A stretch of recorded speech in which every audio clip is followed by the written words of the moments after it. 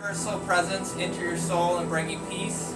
Today we're learning about how life is an illusion that most people are trapped in, and by choosing to live in this illusion.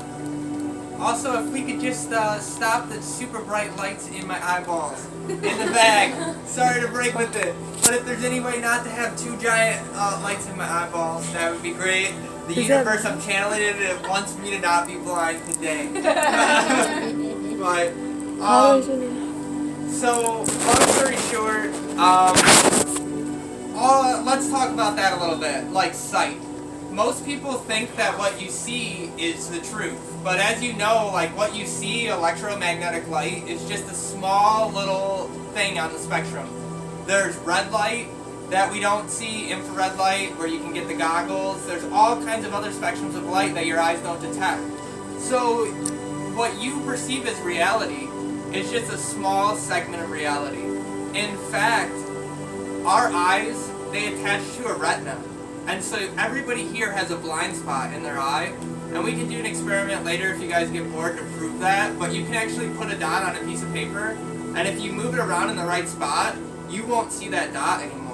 When it hits the spot where your retina is connected, you're blind in that spot. And your mind fills in that blank spot with the rest of reality, with what's around it. So when you're looking at that little dot and it's not there anymore, it's because your mind is seeing all this white around it and it just says, oh, everything's white. So you're actually just like physically creating your reality in your mind.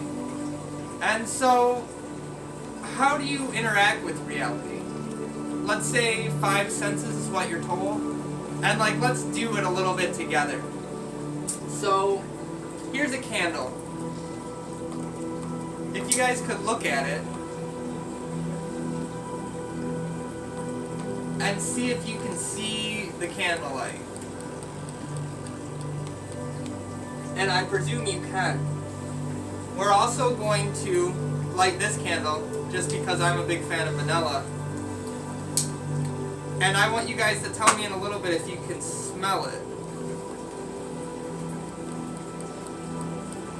And while we're doing that, just to hit every sense, listen to the smell. And I presume you can hear it. But also, just because we do this every time and I like it, also just like your thoughts cross your mind and then they die and end, they have a start and an end point. When you listen to the bell the next time, listen for the start, listen throughout, and then listen to where it ends.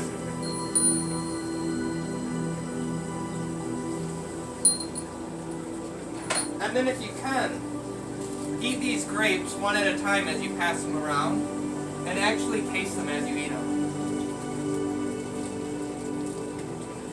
And while you're going through that, I want to explain a few things. So everybody was able to see the candle, and you think that that's the sense of sight, because you've been told your whole life that you have 5 senses, and they're sight, smell, touch, taste, hearing, and you think you know what you're talking about when you say those things. But the truth is, that's an illusion too. What is the one sense that we didn't cover is feeling, it's touch. And as you'll see, like, every one of the other things, like, when you seen the candle, you actually touched the candle. You just didn't realize it because it was under your conscious mind. The only way your mind sees is when that candle, protons are popped off that candle into your eyeballs. So you actually physically interact with everything you see in the world. You're touching everything you see, and it's becoming a part of you. And so you think you're only using one sense, that's sight, but you're actually seeing it. The same thing is when you smell a smell, it just doesn't magically come to your nose. It travels across the air, molecules from this inside you. It becomes part of you. So even though you're not sensing touch, you're not realizing that it's becoming a part of you, this thing that you think is external to you. It is. There's things that you go throughout the whole entire day without even noticing that are becoming a part of you. The same thing with sound. The sound waves that are going through, they're physically touching your ear, you're just not feeling it. And then it's transmitting to your brain. And now food, that's the oddest thing ever if you really think about it. We think we're so superior to animals, or a lot of people do, But even a simple plant, like when you ate this, it went inside your stomach, and then you're going to break it apart, and it's going to become part of your body. I mean, really think about how crazy that is. The molecules from this grape are going to be transmuted and transformed into your human flesh. And everything you eat is, every part of living life, all living matter, you're in a cycle. And you're constantly transforming and getting energy from these other things that you feel separate from. And so, my question to you is, what is reality?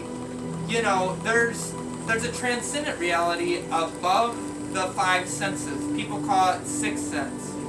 And there's something beyond words. For example, you're all in massage chairs, or you're in like a beanbag chair, or you're in like an office chair ready to do some office work. But we all have this word chair.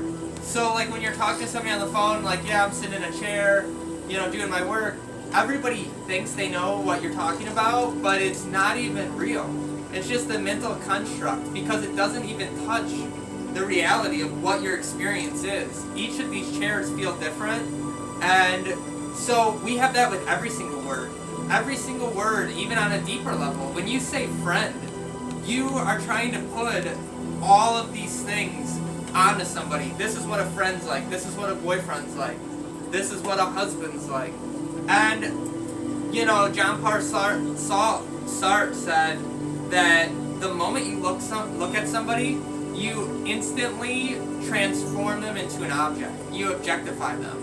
Because even not in a sexual manner, which is how we talk about it in the West nowadays, if you look at somebody, you look at them from your perspective. If I was to say, like, if somebody was like, where's that gentleman, I'd say he's to my right. But, like, why am I not to his left? You're the center of your reality, and you're always looking at everybody, how they fit into your world. And these are the expectations that you're placing on them. With language barriers that are losing a lot of what a relationship is. Two friendships are never the same. Even though when we talk about friendships, we think this and that. Two loves are never the same.